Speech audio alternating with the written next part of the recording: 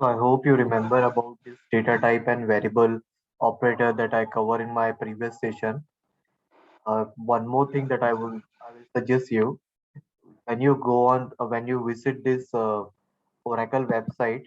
Okay, when you visit this Oracle website for learning Java, you can practice this from this questionnaire exercise.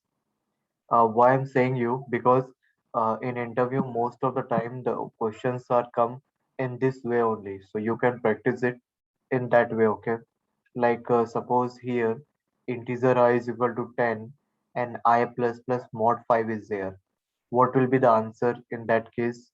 So here you can practice in that way also. So this is a really like a good question that they have given in their website. An interview question will be similar to this only. When you will going to give a placement interviews, so their objective question will become even in the gate exam also. So the question will be similar to this. You can get the answer also here. These are the practice, and when you click on this check answer, you can get the detail also here. You can see,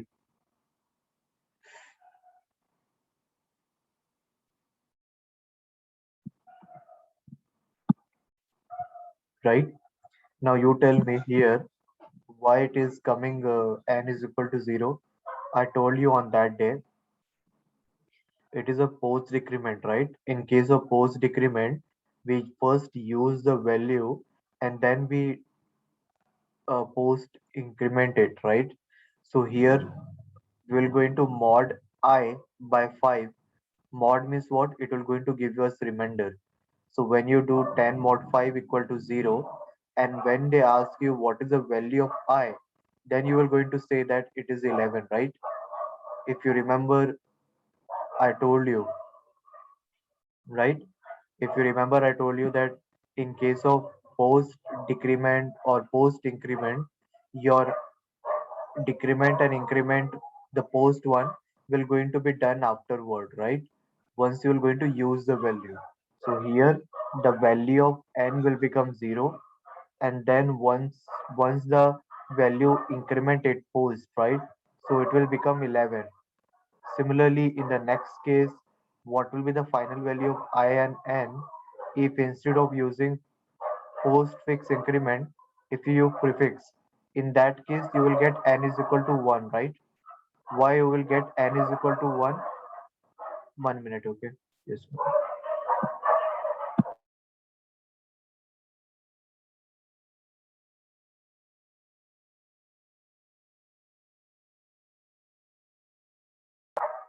So here I is equal to 11 and n is equal to 1 will come, right?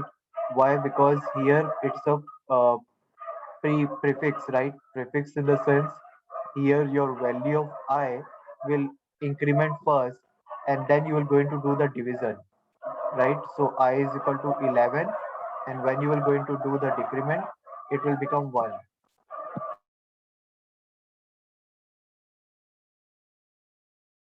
Is it clear to everyone?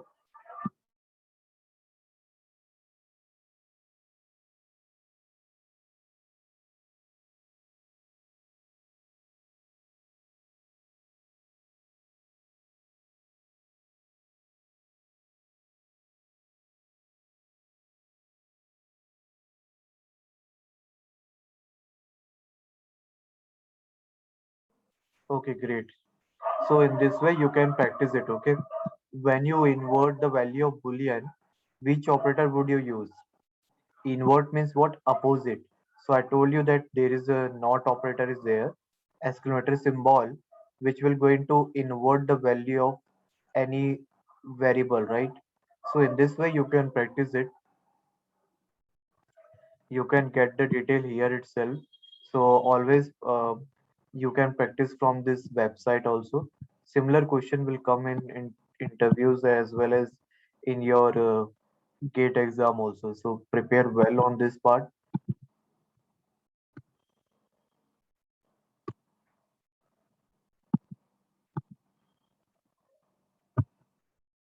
So I'm sending you the link also from where you can practice it. Now let's see that how you can accept the input from a user. Okay,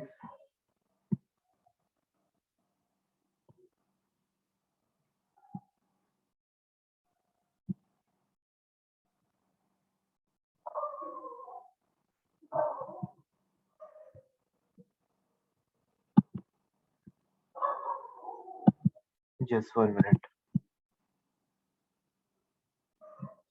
Yeah, you can see my screen. Everyone can see my screen, right? So here I've written the program, and I'm what I'm doing in this program. I will going to tell you how you can accept the input from a user. Accept user means what? Like if you remember in a C language, we are using this scanf, right? Why do we using scanf in C language? To accept the input from a user. For example, if I say you, I want to do addition of two number, okay, but I want the value to be entered by user. So what you will going to use in that case? That I will going to tell you right now, right? I mean here, if you have a three variables, suppose A, B, C, okay, you ask the user to enter A and B. Based on that, whatever user will enter the value of A variable and B variable, you will get the result in C variable. So here it's not like that I am declaring at the compile time only A value 12 and B value 23, and I will going to get the addition, right? It is not like that. So here what we are doing, we are asking the user to enter a value.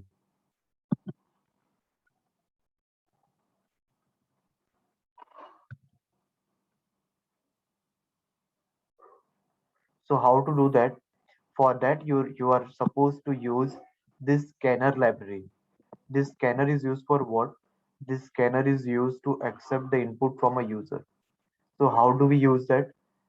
For that, you just need to import this import Java util.star, or you can write import Java util.scanner. Both are okay. Some people they write like this: import Java dot util dot scanner.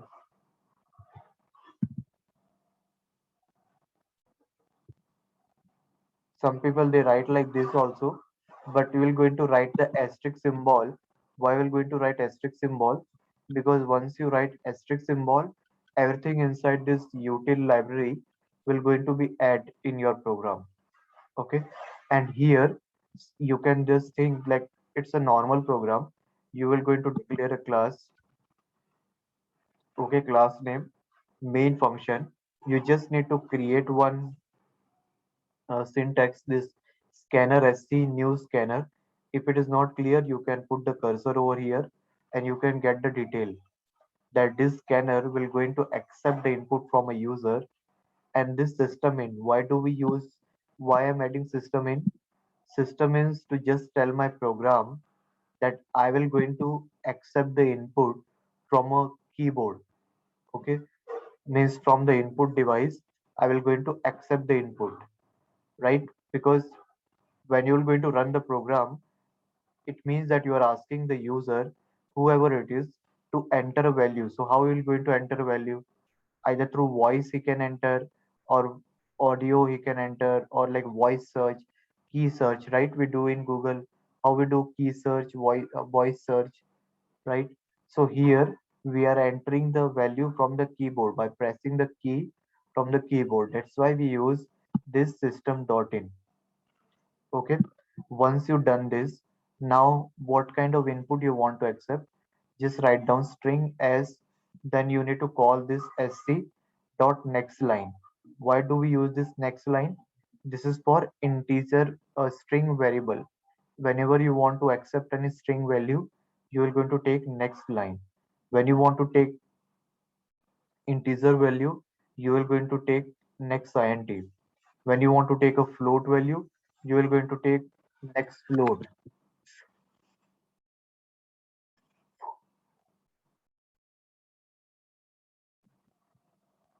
Do you understand? And then once you're done with your operation, you just write sc close. Let me run this program and show you how we're going to run the program. Either you can directly run from here, right click, run as Java application.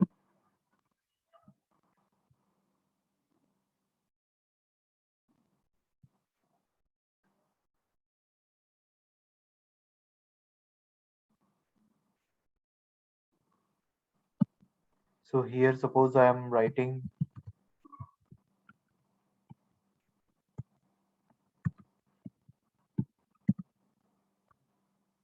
so see, it's giving me a message, you enter string Java programming.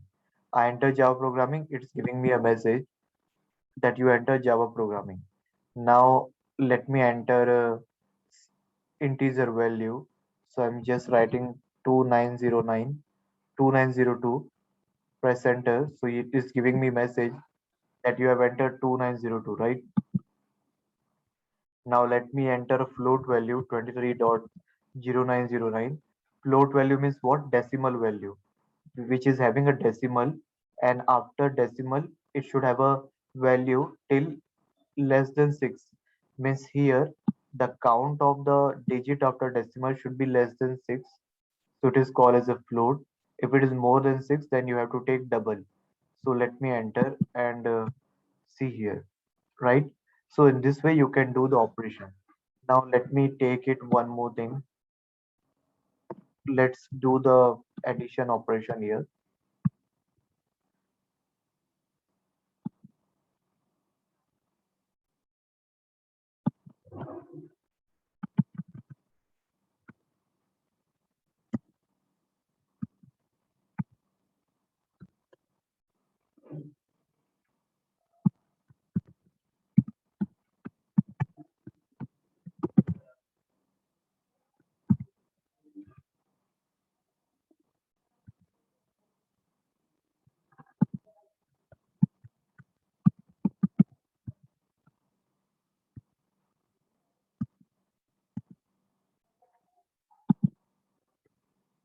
Okay, this is an addition. Now here what I'm doing, I'm accepting the two input A and C, right? Let me write down system.out println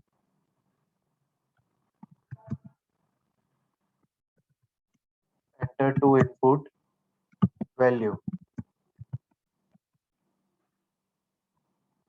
Okay, what I'm doing here now, uh, I'm taking the string value here.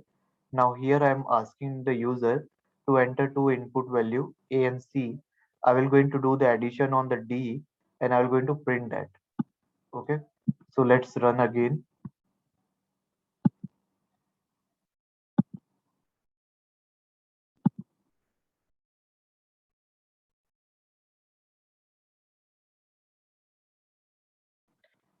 So let me enter here Java, press enter.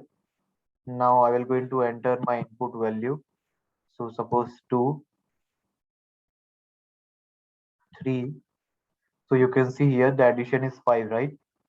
So how and every time when I run it here, different value I will get. Whatever I will enter here, different value I will get. Let me rerun and show you. And this is not the end of the program, right? Here float value also you will going to enter and you can print it.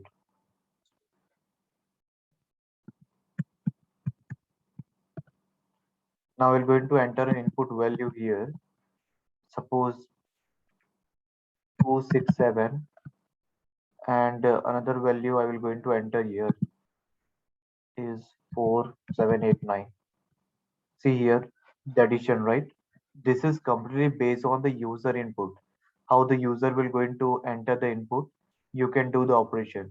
Similarly, you can do operation for other also. For float also you can do it similar operation, and for string also you can do it. In place of always remember one thing, for string you will going to accept next line, for integer you will going to take next int, for float you will going to take next float, For double, you are going to take next double. So this thing you should remember. So I hope you should be clear about it.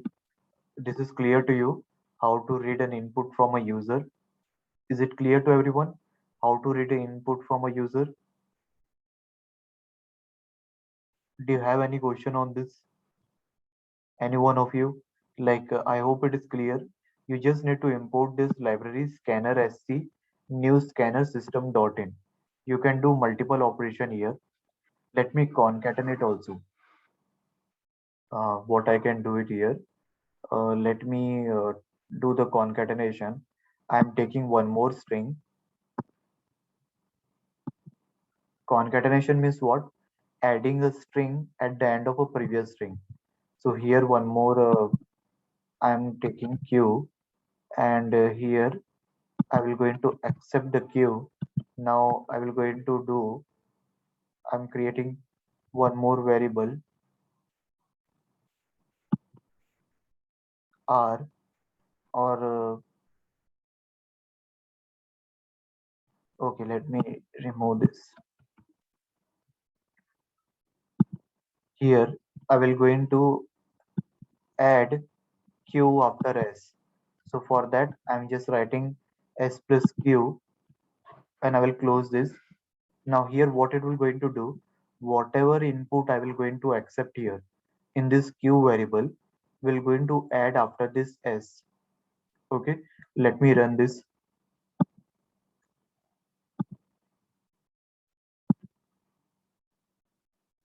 So let's take a Java first. Now I'm going to accept another input.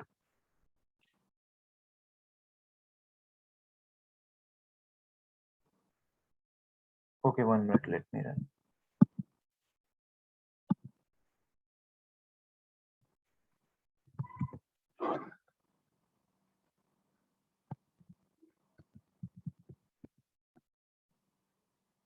So see here, your enter string is Java program. You see, I've entered Java and program. So they have given me you enter string Java program. This enter to input value will be going to perform further operation. But as you can see here, I enter the Java and program. So it is going to give me a concatenation. As I said you, this program will be going to add after this Java. So you can see S plus Q, right? Now I hope it is clear to you. Anyone having any question? See, plus only plus operator can be act as a concatenation. You can't use other operator with a string. Minus or division, multiplication, that operation cannot be used with this string. Only this plus operator you can use it, because this plus operator in with your integer data will going to be act as addition, but this plus operator with your string data will going to do the concatenation. Concatenation means it will going to add the string at the end of the previous string. You can see here s plus q I'm giving, right? What is s here? Java. What is q here? I accepted here program. So it will going to print your enter string s plus q, that is Java program. So I hope it is clear to you how to accept the input from a user.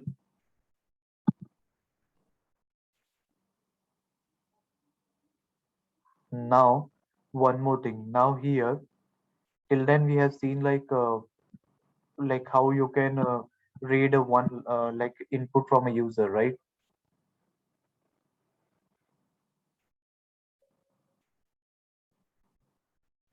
So here, now I'm going to show you how you can accept the complete one line. Complete one line means what? Here we are just taking a word, right? But suppose you wanted to read one whole line, how you can do that? For that, you need to import this library, import java.io.star. In previous program, what library we have added? Import java.util.star, right? In this library, we're going to add import java.io.star. Same, then after this program will be, after that you will give the name of the class, main function. Now, what do you mean by this throw exception? This is the term I will going to explain you in upcoming session. This Throw IO exception means here what? In case if your program is having any error, this main function will going to throw the exception. Throw the exception means it will give you an exception on the program. Okay, you can just think it's an exception handler. So if in case if your program fail to produce the result, it will going to alert you. It will going to means give a exception. Okay, it will going to show you that you have a IO exception. So this is just to handle the exception. I will going to explain you like clearly when we're going to see. And if you want to know, then you can read it from here also that IO exception of some sort has occurred, and this exception produced by fail or interrupted input output operation. It means that in case if there is any error in your program, it will going to throw the exception, means it will going to print it here that you have a error in your program.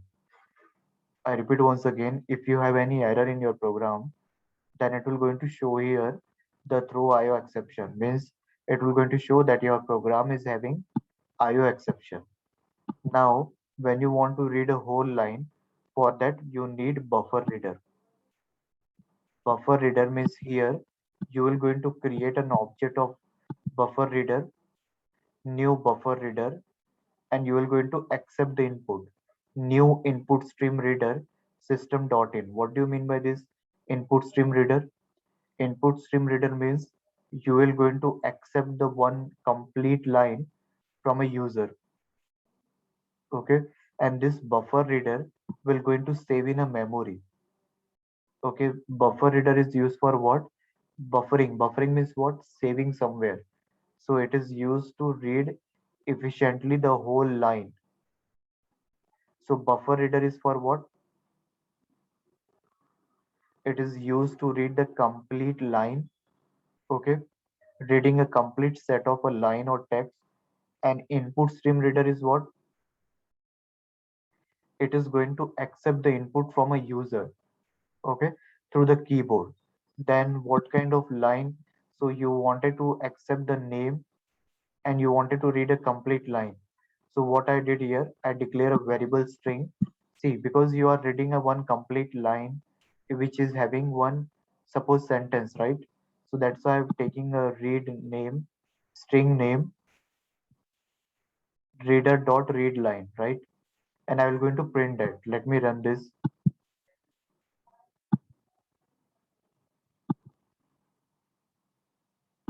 Now here I'm printing this.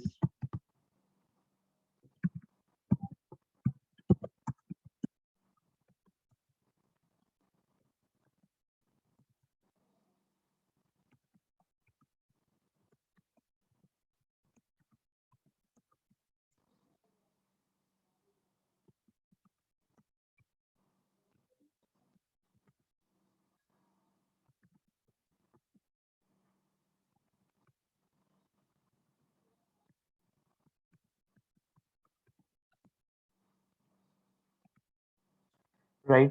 I just enter such a big line, and once I press enter, you see here, whatever I read it, it is going to print here also, same, right? So in this way, you can read a complete paragraph also. You can see how big is the line, right?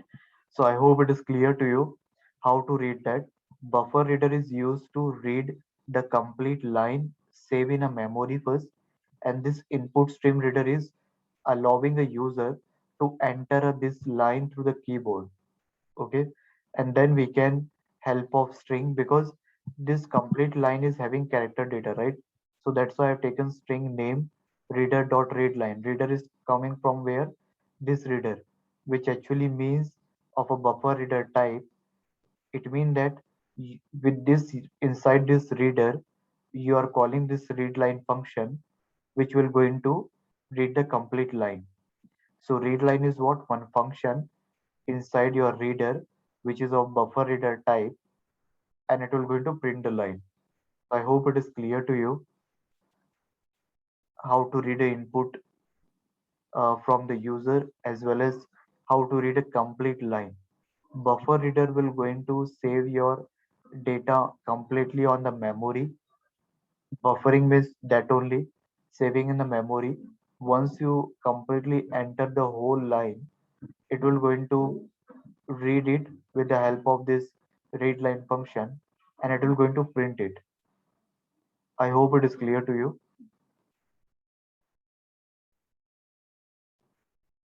Is it clear to everyone?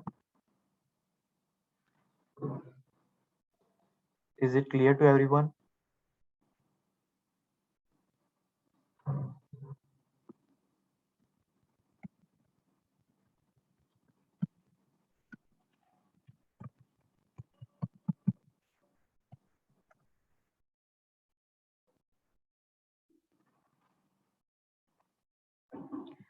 So we will going to see the remaining topic. Yeah, I am saying here this buffer reader will going to read a complete line. Why do we made this program here? Buffer reader will going to read your complete line. As you can see here, this green one means I've entered this complete line, and this buffer reader will going to read it. So in my previous program, I've shown you how to read an input and perform an operation. And in this program, I explain you how with the help of this buffer reader, you can ask the user to enter a complete paragraph or a complete line, and you can print it or you can read it. So this buffer reader is one, like a buffer reader. With the help of buffer reader, you will going to ask the user to enter a line with the help of this input stream reader system main.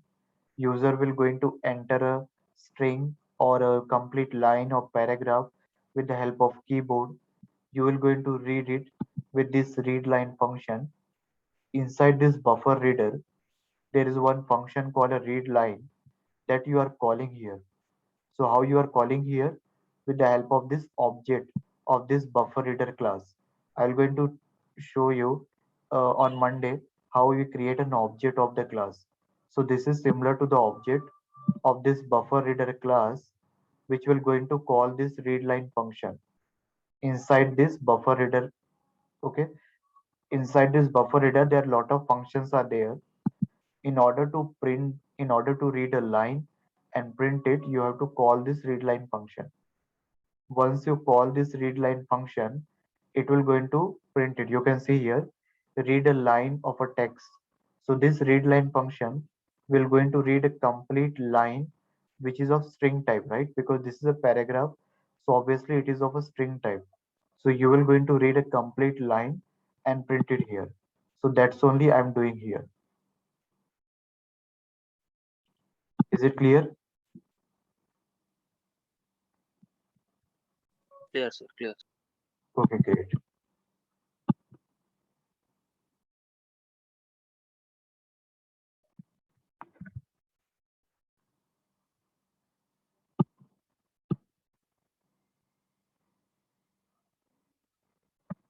Okay, then, so we'll meet in Monday, and on Monday I will going to explain you the OOPS concept, so it will be more clear to you.